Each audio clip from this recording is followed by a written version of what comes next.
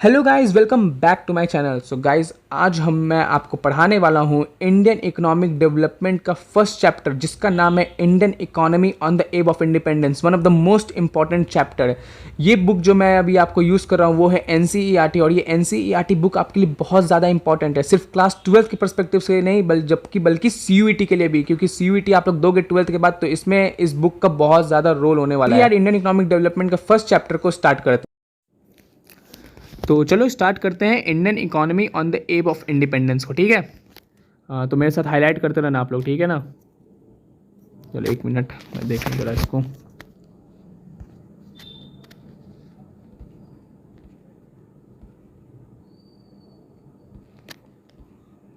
एक मिनट, चलो ये देखो, ये पहला लाइन आप पढ़ो, ये देखो बॉक्स में। एक मिनट इसको हटा दें तो। India is the pivot of our empire. If the empire lose any other part of its dominion, we can survive. But if we lose India, the sun of our empire will have set. तो यहाँ पर ये इन्होंने ये कहा है, Victor Alexander Bruce ने, the viceroy of British India in 1894। इन्होंने कहा है कि इंडिया हमारे लिए बहुत ही इम्पॉर्टेंट चीज़ है। अगर हम लोग एम्पायर का कुछ अलग पार्ट चूज मतलब लूज़ कर देंगे तब हम लोग सर्वाइव कर सकते हैं, लेकिन अगर हम लोगों ने इंडिया को लूज़ कर दिया तो हमारा जो सन है एम्पायर का, वो हमेशा के लिए सूर्यास्त हो जाएगा। तो इससे हमें पता चलता है कि इंडिया हमारे लिए अंग्रेज़ों के लिए कितना ज़्यादा इंपॉर्टेंट था। मैं सिर्फ इसमें यहाँ पे आपको सिर्फ 2 यूनिट पढ़ाने वाला हूँ। पहला दिन है, अगर एक बार में मैं अगर पूरा इस चैप्टर को कंप्लीट करने लग गया तो तकरीबन कम से कम 1.5-2 घंटा लगेगा, और 1.5-2 घंटा में आप लोग बोर हो जाओगे, ठीक है। तो आज के लिए बस 2 ही यूनिट रखूँगा मैं, उसके बाद हम लोग एग्रीकल्चर सेक्टर को कल स्टार्ट करेंगे, ठीक है ना।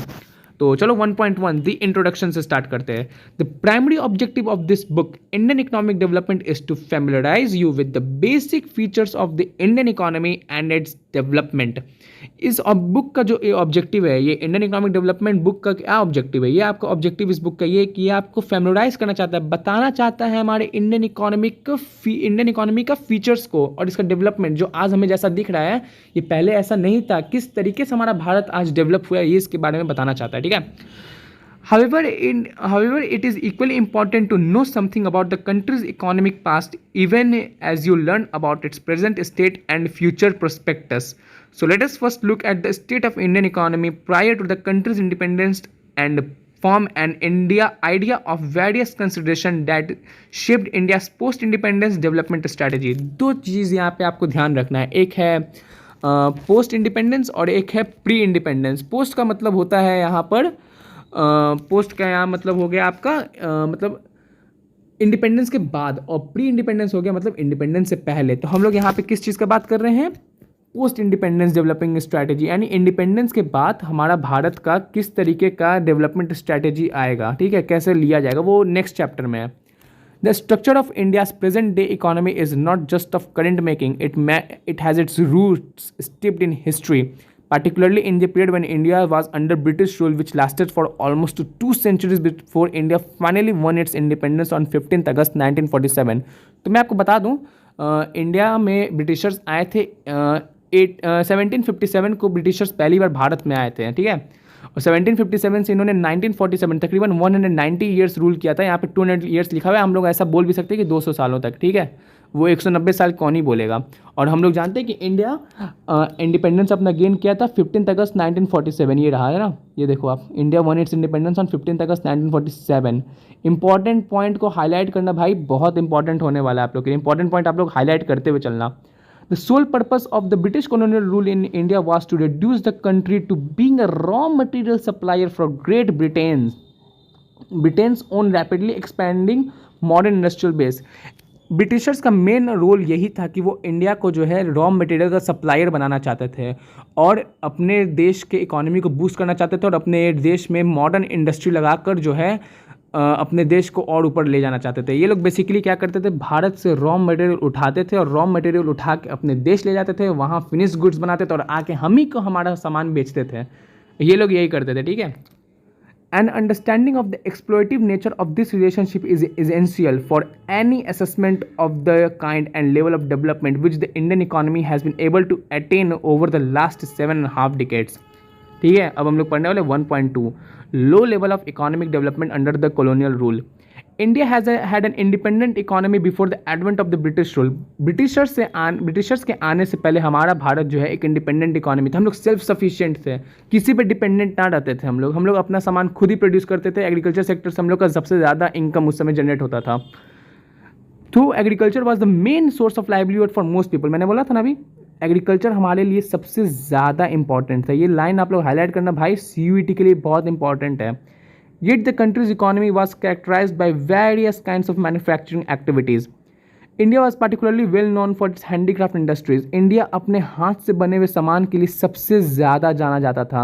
इतना सॉफ्ट कपड़ा उस समय बनता था। अगर आपको मैं बता दूं, सिल्क, जैसे सिल्क होता है ना रॉ मटेरियल, उस चीज़ का भारत में जब सामान बनता था तो वो इतना सॉफ्ट, अच्छा, इतना बेस्ट क्वालिटी का कपड़ा बनता था ना कि वो फॉरेनर्स में, जो फॉरेन जब ये गुड्स जाता था तो वो उन लोग को बहुत अट्रैक्ट करता था। भारत का बनाया हुआ सामान वर्ल्ड वाइड फेमस होता था उस समय, ठीक है। Cotton and silk textile, metals and precious stone works, etc. These products enjoyed a worldwide market. ये देखो, these products enjoyed a worldwide market based on the reputation of the fine quality of material used and the high standard of craftsmanship seen in all imports from India. See box 1.1. तो हम लोग अभी box 1.1 ये रहा, नीचे उसको पढ़ते हैं। Textile industry in Bengal. Muslin is a type of cotton textile which had its origin in Bengal, particularly places in and around Dhaka. ये लाइन आपको बहुत इंपॉर्टेंट है, CUET में मेरे से ही पूछा गया था। Muslin is a type of cotton textile which had its origin in Bengal, particularly places in and around Dhaka, especially during the pre-independence period as Dhaka, the capital city of Bangladesh. हम लोग सब जानते हैं कि बांग्लादेश का capital city है ढाका, और independence से पहले इसे ढाका कहा जाता था। Dakai muslin had gained worldwide fame as an exquisite type of cotton textile. The finest variety of muslin was called malmal. Sometimes foreign travelers also used to refer to it as a malmal shahi or malmal khash, implying that it was worn by or fit for or the royalty. ठीक है, अब next page में आते हैं। The economic policies pursued by the colonial government in India were concerned more with the protection and promotion of the economic interest of their home country than with the development of Indian economy. ये line को आप लोग highlight करो, बहुत important है। The economic policies pursued by the colonial government in India were concerned more with the protection and promotion of the economic interest of their home country than with the development of the Indian economy.